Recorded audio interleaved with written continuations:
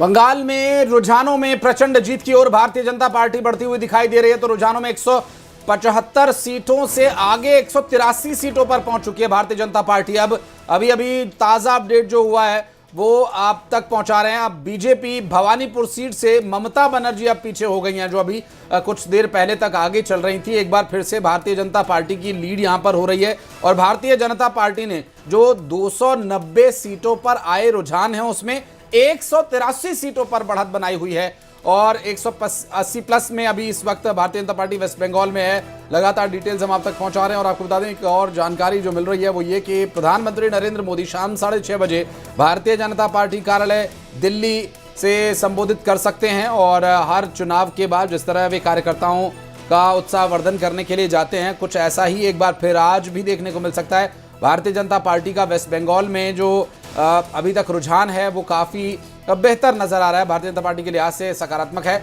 जबकि तृणमूल कांग्रेस अब एक बार फिर घट करके 100 से नीचे 99 पर आ गई है और लगातार एक्सपर्ट से भी हम बातचीत करेंगे। फिलहाल आपको बता दें कि तमिलनाडु में 234 सीटों में 55 पर डीएमके प्लस की बढ़त है, जबकि एआईएडीएमके प्लस में 68 सीटों पर लीडिंग हो रही है। जबकि टीवीके ने जो बदलाव यहां पर किया है, जो एक तरह से एक नया ट्रेंड सेट करने का प्रयास किया है, टीवी के 111 सीटों पर अभी लीड कर रही है।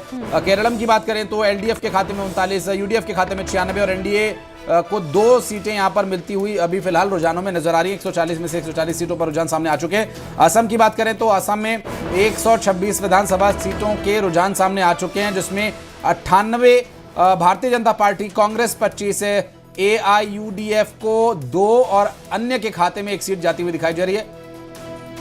पुदुचेरी टीएमसी 100 से नीचे आ गई है रुझानों में और ये देखिए आपको दिखा रहे हैं टीएमसी 98 पर 99 और 185 पर बीजेपी लीड कर रही है। तो 100 से नीचे टीएमसी आ गई है। हालांकि ये रुझान है लेकिन ये चिंता की भी बात है। अब टीएमसी को ये सोचना पड़ेगा कि आखिर कहाँ वो लूप होल्स हैं जिस पर काम करने होंगे, लेकिन अभी नतीजे जब आएंगे तो और तस्वीरें साफ हो जाएंगी। लेकिन एक बहुत डिफरेंस है, बहुत बड़ा डिफरेंस है। बीजेपी जितनी सीटों से लीड कर रही है और टीएमसी जितनी जो गणतांत्रिक देश के अंदर में जो बंगाल के जो मौलिक अधिकार थे जिनको छीना जा रहा था, आज पश्चिम बंगाल उसको प्राप्त करने जा रहा है वापस से। क्या कहेगा ममता बनर्जी और अभिषेक बनर्जी का जो कॉन्फिडेंस था कि 12 बजे के बाद हम मिलेंगे, 5 बजे? कॉन्फिडेंस नहीं था, वो लोगों में डर फैलाने का एक फिर से उनको थ्रेट करने का एक तरीका था। वो धमकी दे रहे थे लोगों को और लोगों ने उनकी धमकी का जवाब दिया है। वो धमकी दे रहे थे कि देख लेंगे हम तुमको, 12 बजे के बाद रुक के दिखाओ। अरे पश्चिम बंगाल में जब आप लोग हमारे कार्यकर्ताओं को चुन चुन कर मार रहे थे, हाउस अरेस्ट करते थे, लोगों को महिलाओं के साथ बलात्कार होता था, पंचायत इलेक्शन को जीतने के बाद में कान पे बंदूक रख दी जाती थी, उठक बैठक कराई जाती थी, तब भी भारतीय जनता पार्टी के लोग जो है वो डटे रहे यहाँ पर और आपकी मार खाते रहे, अपने प्राणों की आहुति देते रहे। उसके बाद भी पश्चिम बंगाल में अपनी केवल इसीलिए कि पश्चिम बंगाल को उसके गणतांत्रिक जो अधिकार हैं वो लौटाए जा सके। आरजी कार जो पीड़िता की मां भी आगे चल रही है, क्या? बिल्कुल, ये जवाब है। आपने देखा होगा कि किस तरीके से उनका विरोध किया जा रहा था, क्या चीज का विरोध किया जा रहा था अगर बीजेपी ने उनको टिकट दिया तो। और इसी तरीके से संदेश खाली में भी इन लोगों ने झूठे वीडियो बनाए, वहाँ की महिलाएं मतलब कितने दिनों से शोषण का शिकार हो रही थी।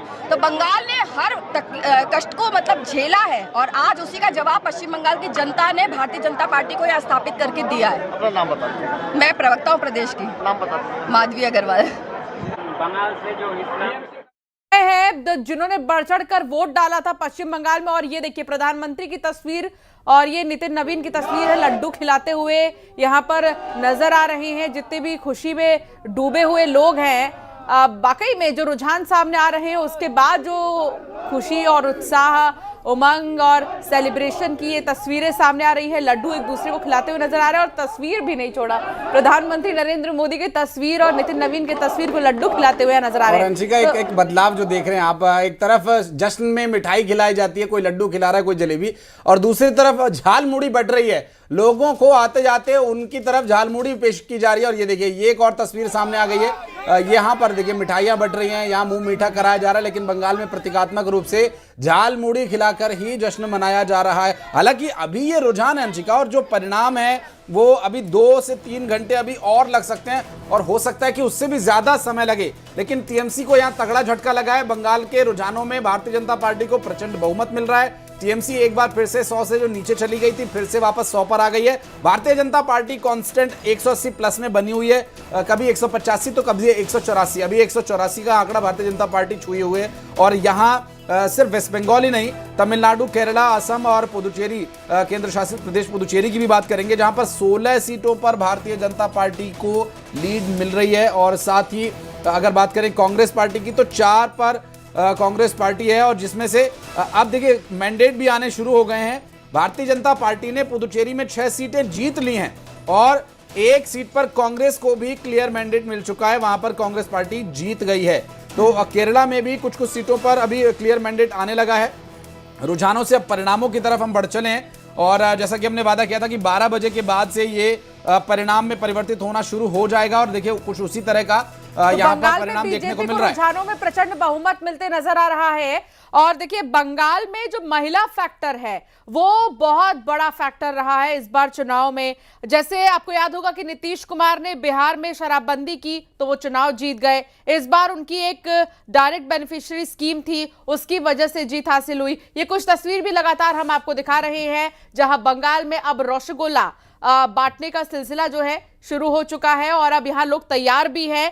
ममता बनर्जी की बात करें तो बंगाल में उनकी एक लक्ष्मी भंडार करके योजना चलाई हुई है जिसके तहत हर महीने 1500 रुपए महिलाओं के खाते में ट्रांसफर होते हैं। अब उसका कितना असर पड़ेगा ये तो वक्त ही बताएगा, लेकिन बीजेपी ने वादा किया कि अगर उनकी सरकार बनी तो वो 3000 रुपए देंगे। तो लोग जो मिल रहा है उस पर ज्यादा भरोसा करेंगे या जो मिलने की बात की जा रही है, जो मिलने वाला है यानी 3000 रुपए, महिलाएं वो देखेंगी। तो एक तरह से कह सकते हैं कि जो ये वोट है, कई एक्सपर्ट्स ये कहते हैं आशीष कि जब महिलाएं वोट ज्यादा डालती हैं तो ये बदलाव की दिशा में जो है ये वोट जो है डाले जाते हैं। आधी आबादी की बात आपने की है, आधी आबादी का जो परसेंटेज था अब तक वो कहने को आधी आबादी था, लेकिन बीते कुछ 15 सालों में 20 सालों में हमने जो बदलाव देखा है, महिलाएं न सिर्फ घर से बाहर निकलकर समाज की जिम्मेदारी निभा रही हैं, एक बड़ी भूमिका निभा रही हैं, बल्कि राजनीति में भी एक प्रमुख तौर पर जो बदलाव हम देख रहे हैं, चाहे वो जनप्रतिनिधि के तौर पर भागीदारी हो या फिर वोटर के तौर पर, क्योंकि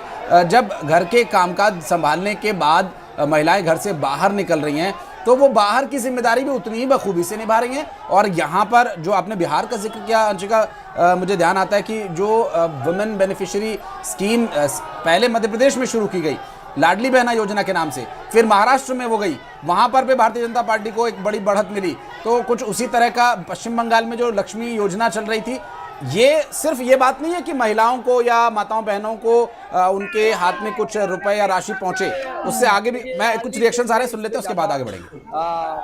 ज्यादा बोलना सही नहीं है, लेकिन मैं इतना ही बोलूंगा, रुझान जो दिखा रहा है उस रुझान के हिसाब से भारतीय जनता पार्टी की सरकार होने जा रही है पश्चिम बंगाल में। पश्चिम बंगाल में रामराज आ गया। रातांशिका, और महिलाओं की भागीदारी इसलिए भी देखिए, वेस्ट बंगाल में क्या हुआ, संदेशखाली में क्या हुआ, आरजीकर मेडिकल कॉलेज में क्या हुआ, और ग्रामीण क्षेत्रों में न जाने कितने ही समय से ग्रामीण क्षेत्रों में रहने वाले